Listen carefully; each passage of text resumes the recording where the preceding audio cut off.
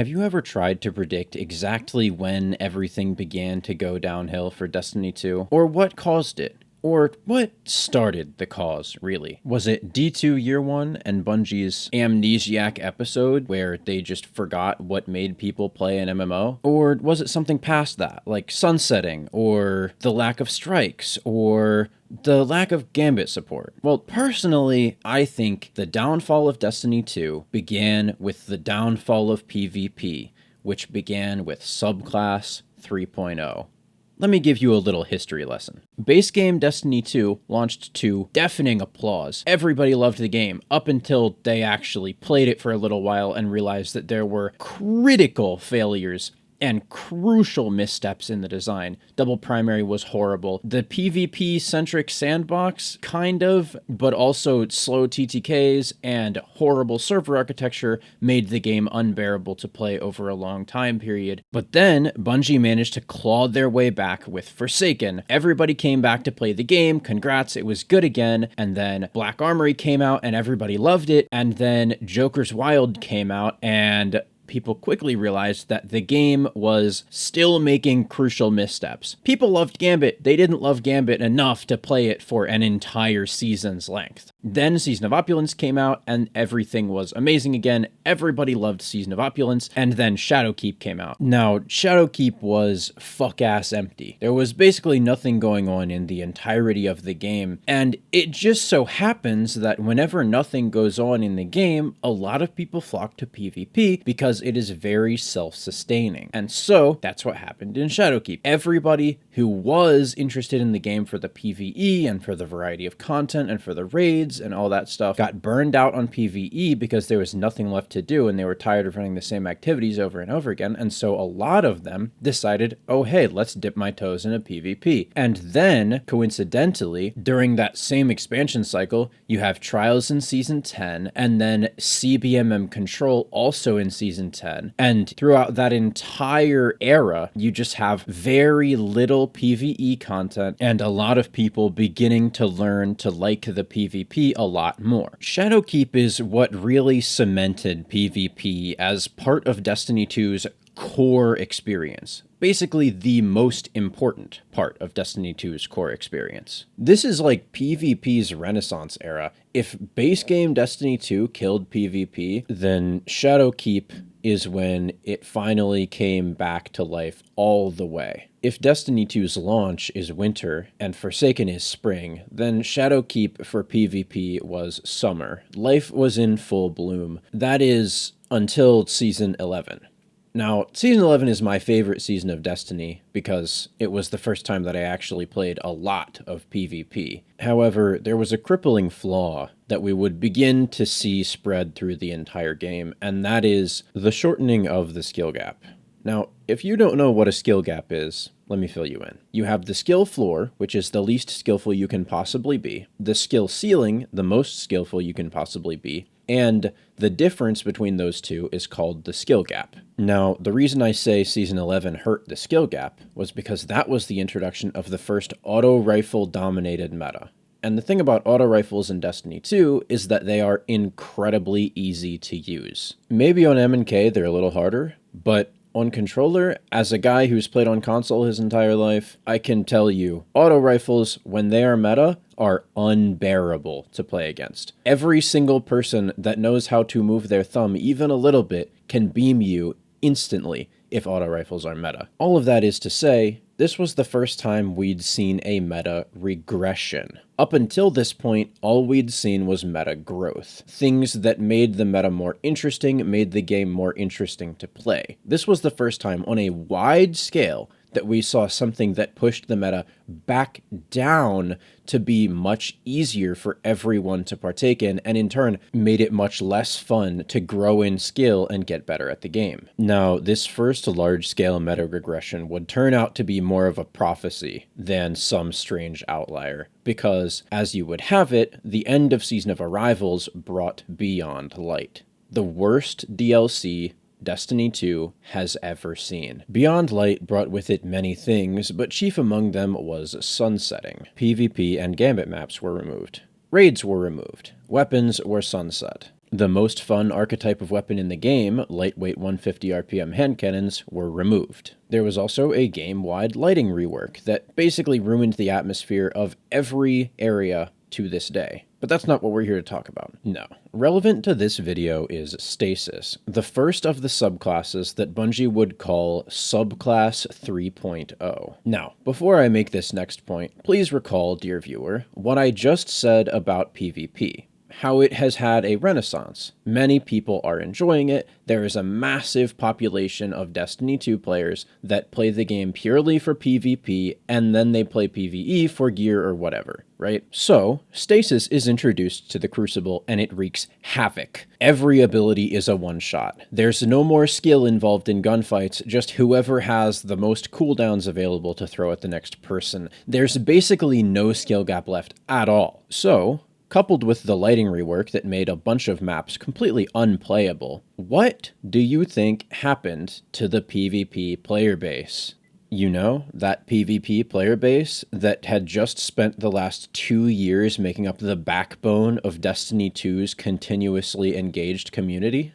I'd like to say PvP players generally had one of 3 main reactions to Beyond Light and Stasis ruining the entire game. The first reaction was that they just simply left. There were a large cohort of PvP players that couldn't stand how Bungie had ruined the game, and they just left. The next group of people were part of what I'd like to call the Rebellion. These are guys that are just trying to make the game bearable at all. So what we did was we liked to go into trials and play things like Arc Hunter, Solar Warlock, just things that were objectively worse than Stasis, but they were significantly more fun to play than just waiting on your cooldowns. The Scrim community was also very active during this era, because basically you could only get away from Stasis if you played private matches, and so people decided, well, Bungie's PvP sucks, we're gonna make our own PvP that doesn't suck.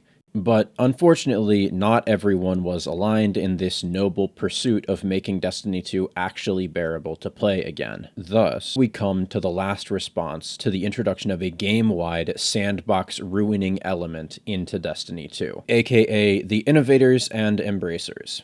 These guys said, okay, Stasis is ruining the game, how do we ruin it even harder? This is where you see the birth of things like the Canadian Slam, aka throw down your Glacier Grenade, shatter dive into it, wipe an entire team. Or Stasis Titan, with Titan's Ramparts or Antaeus Wards, which took turns being the most unbearable playstyles to play against because they just simply said, I can shoot you, but you can't shoot me. Capping off this hellish trifecta is Stasis Warlock, and Stasis Warlock, while not having the same level of innovation that Hunter or Titan did, basically said, anytime I have a cooldown, you get to die. Penumbral Blast, cool, you get to die.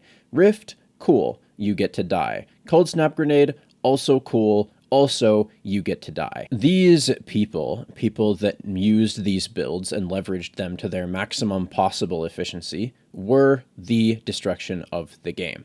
Just flat out. The reason that people began to hate Destiny 2 PvP is because of Stasis and because of people that leveraged Stasis to make PvP unbearable.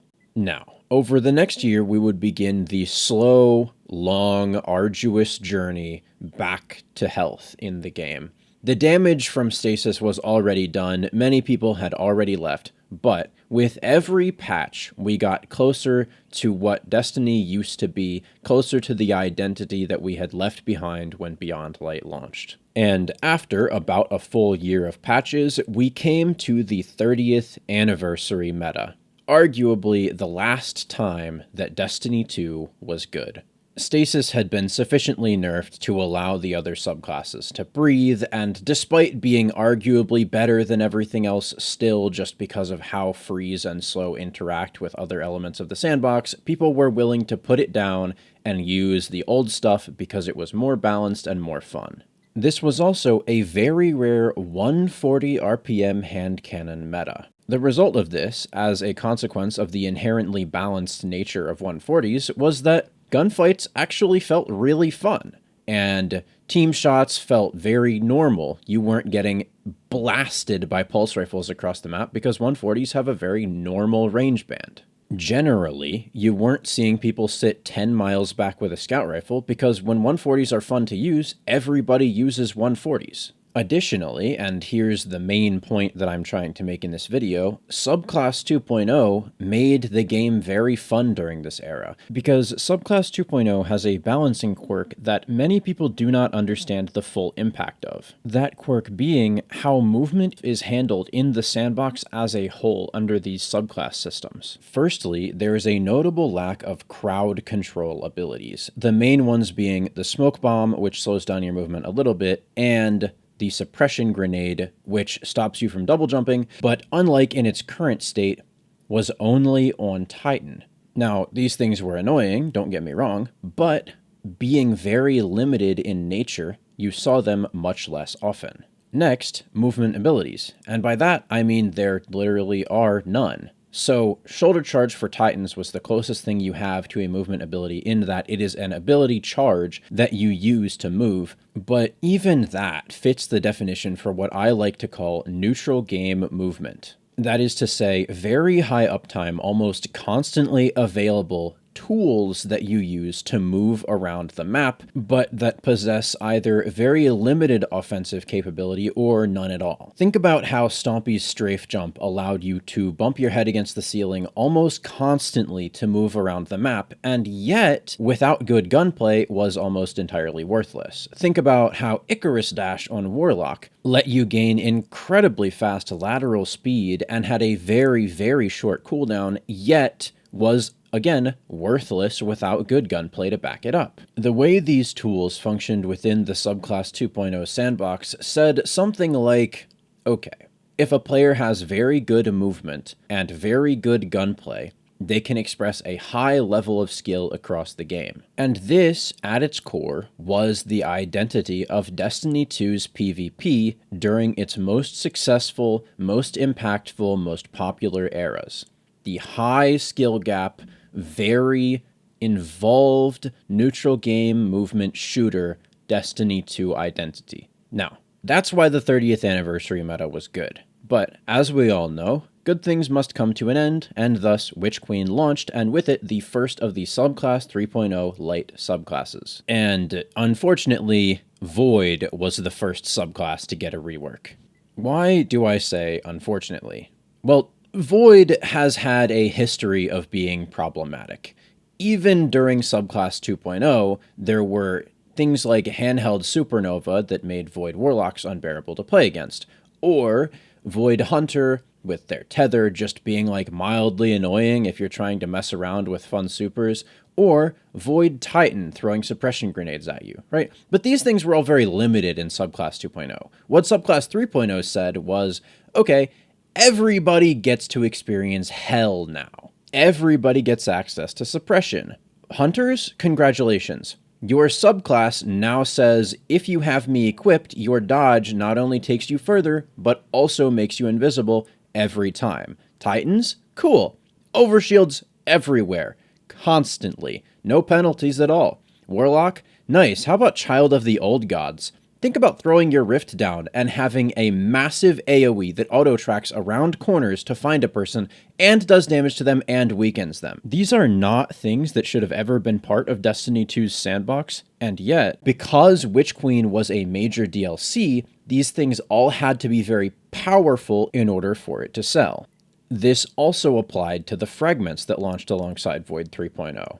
These gave very powerful neutral game effects, and contributed to the subclass feeling even more powerful and the abilities having even higher uptime than they would otherwise. By contrast, Solo 3.0 wasn't as immediately destructive as Void, but it did bring problems that didn't exist beforehand. For example, Radiant. Now everyone has access to a free weapon damage buff just by damaging people. This was very limited in Subclass 2.0, but Radiant in Subclass 3.0 just says, okay, hit someone with your melee, and now you get a free damage buff. Scorch, and by extension, Ignite, were also massively improved with Solar 3.0.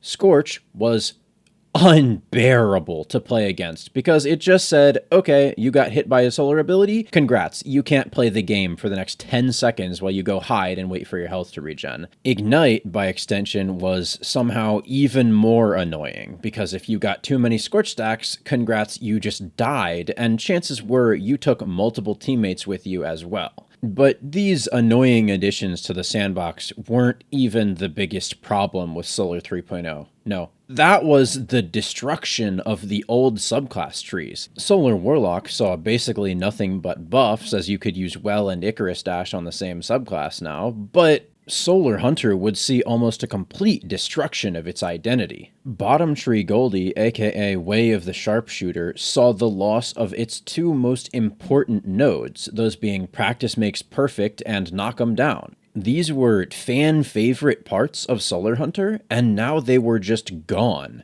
Talk about deleting Nova Warp, how about deleting two nodes on the most popular Hunter subclass of all time? Finally, we would have my least favorite rework by far, Arc 3.0. If Void 3.0 was oppressive because it gave everybody access to everything that they shouldn't have, and Solar 3.0 was annoying because it destroyed the identity of Solar Hunter and then gave everybody a damage buff and damage over time and an AoE that was incredibly annoying to play against, Arc was bad because it just fucking killed an element.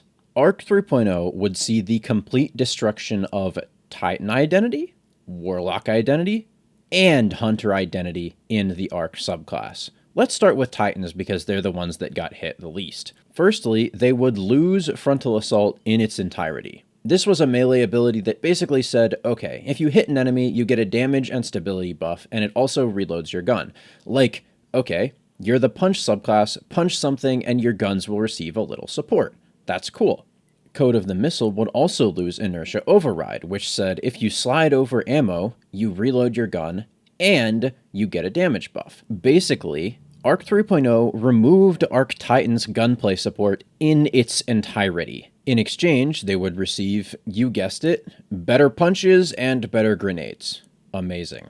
Arc Warlock would see the loss of one of the key pieces of Destiny 2's sandbox that kept team shotting in check, Arc Web. What Arc Web says is, if I hit you with my grenade, you now become electrified, anybody near you takes significant damage as well as yourself, and each time you do take damage, you give me grenade energy so that I can stop you from doing this again. Arc Web Warlocks were so imperative to keeping a team shot meta in check that it was probably the most impactful loss with Arc 3.0. Lastly, and most depressingly for me personally, because I used to be an Arc Hunter main, the complete destruction of Arc Hunter as an entire subclass. Starting us off, we have the loss of Whirlwind Guard. So, Middle Tree Arc Hunter, which was the one that came out in Forsaken, basically said, okay, you can sacrifice a significant portion of your subclass power in exchange for a super that wins every duel. That isn't to say that once you popped Middle Tree Arc Staff you were invincible, but if you played it right, you could beat basically everybody with your Arc Staff, because if you blocked the damage they did and then hit them, it would basically one-shot. That's what Whirlwind Guard did. After you blocked something, get triple super damage. Tempest Strike, another part of Middle Tree Arc Staff, would continue on into Arc 3.0, and it would be pretty fun. However, there would be a nerf where you could no longer use melee abilities during your slide after shooting, and because that was basically the only time you ever used Tempest Strike, well, congratulations, it's now worthless. Now, that's me personally. I loved to use Mid-Tree Arc Staff, but what the main portion of the community that used Arc Hunter liked to use was Way of the Wind, aka Bottom Tree Arc Staff. The identity of this tree was basically the idea that you were going to sacrifice all offensive power in exchange for the ability to survive whatever the game threw at you. Lightning reflexes made it so that you were almost impossible to kill while dodging. Even supers that did damage to you, you could sometimes survive. Focused breathing would then pair with this to give you your class ability faster and increase your sprint speed. This subclass tree's style of play embodied what Hunter was in Subclass 2.0. Sacrifice your offensive power for better defenses and more movement, and outplay your enemy with your guns as your main driving force. Now, considering that we lost all of this, Titan's gunfight support, Warlock's Arc Web, and basically the entirety of Arc Hunter, what do you think we got in exchange? Well, I'll tell you right now, nothing good. Firstly, the elephant in the room, the Amplify buff. Amplified is a paragon of shitty game design. It feels janky to play. It feels horrible to play against because people just constantly spam slide and move around the map way faster than they should be able to. Arc 3.0 was also built with a bunch of Amplify synergies. So basically, if you're not amplified, your subclass isn't even fucking functioning properly. And then we come to Jolt, which completely destroyed the subclass. So firstly, Jolt is supposed to be a replacement for Arc Web, and it's just not. It doesn't even do remotely the same thing. It's basically just a little bit of AoE. But what that little bit of extra AoE does is it means that every grenade on Arc, because it can potentially have that extra AoE, has to be nerfed, which means that grenades in their base state feel like absolute shit and take way too long to recharge, which means that basically every Arc grenade is fucking worthless, which is just like awesome. Except for recently, Flux Grenade, which got a massive buff to make it basically undodgeable. And so you just have a fuck you button on command. And yeah, it takes a while to recharge, but remember, Arc is the subclass that has a bunch of synergies where if you're weak, for example, you get grenade energy. And if you're jolting people and then you kill them, you get ability energy. So if you use Flux Grenade, you can pretty frequently have a button that just says, fuck that guy in particular, and there's nothing he can do about it. It's so retarded. To this day, I am convinced that Arc 3.0 was made exclusively to spite PvP players. Because how do you make it that bad? How do you, in the same rework, take something that functioned properly by itself and turn it into something that is incredibly janky, annoying to play with, and to play against? It would be impressive if it wasn't so fucking tragic. But that's enough ranting about specific things that the 3.0 subclasses did. Now let's talk about what they did overall. Well, the first major effect, because there's so many ways to regen grenade energy and melee energy from your subclass fragments, was the increase in ability density and impact. So what does this mean? Well, every subclass, for example, can choose from every grenade, right? If you're on Void Hunter, you can use suppression grenades. If you're on Arc Warlock, you can use flux grenades, right? These were things that were supposed to be locked to a character in exchange for weaknesses of that character, right? Now you can just use whatever you want. And because of these fragment synergies and aspect synergies, you get your abilities back significantly faster. So there are more high impact abilities on the field at any given moment. Additionally, because of Bungie's insistence that we use their verb system that is fucking horrible for PvP, these subclasses all have the ability to do things to you that you can't counter. Like, for example, on Arc. If you got shoulder charged, congratulations, you're just fucking dead because you're blind forever now. On Void, if someone throws a suppression nade, which remember everybody has, and really everybody should be using because it's just the most busted fucking grenade in the game, congratulations, you're suppressed, so now you're out of your super, or you can't throw grenades and somebody's gonna jump on you, or somebody throws a solar grenade at you or a melee and now you're scorched, and so you're just taking damage over time and you can't regenerate your health until you stop taking the damage over time, so it's really just awful. So more abilities, they're doing more annoying things to you, like CCing you and stopping you from actually playing the game. And on top of this, you have supers.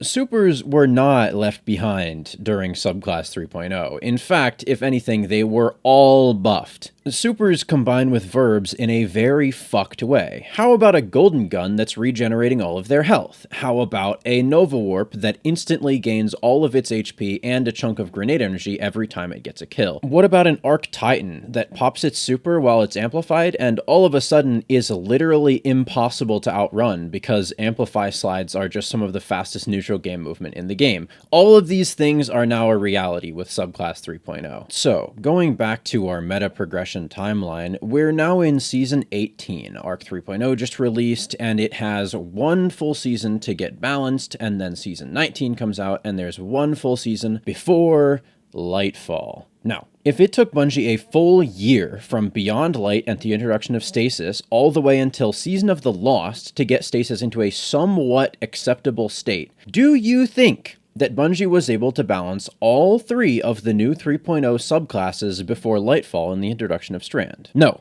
obviously not. So what this means is that Strand launches insanely hot, and it's got to compete with the new 3.0 subclasses, so abilities have power crept forward even more. Perhaps the most insidious issue with this occurrence is that Strand is a movement-focused subclass. You have Suspend, which stops your enemies from moving. You have Grapple, which makes you move significantly faster. But these are all limited to abilities, which means that with the introduction of Strand, the neutral game movement that has kept Destiny interesting for so long gets completely nuked off the map. Coincidentally, or perhaps not if you have your ear to the ground, the introduction of Strand coincides with the nerfing of Stompies, one of the strongest neutral game movement exotics in the game. And so what this does is it cements the superiority of movement abilities over neutral game movement. The difference, of course, being that neutral game movement has a very large skill gap and movement abilities have a very small skill gap. Thus, as the Year of Lightfall progresses, instead of seeing meta progression, we see even more meta regression as more Strand tools are added to the kit that make it even more unbearable to play against and further cement movement abilities over neutral game movement. This is the landscape that Prismatic launches into, and Prismatic has very similar issues to every other Subclass 3.0 introduction,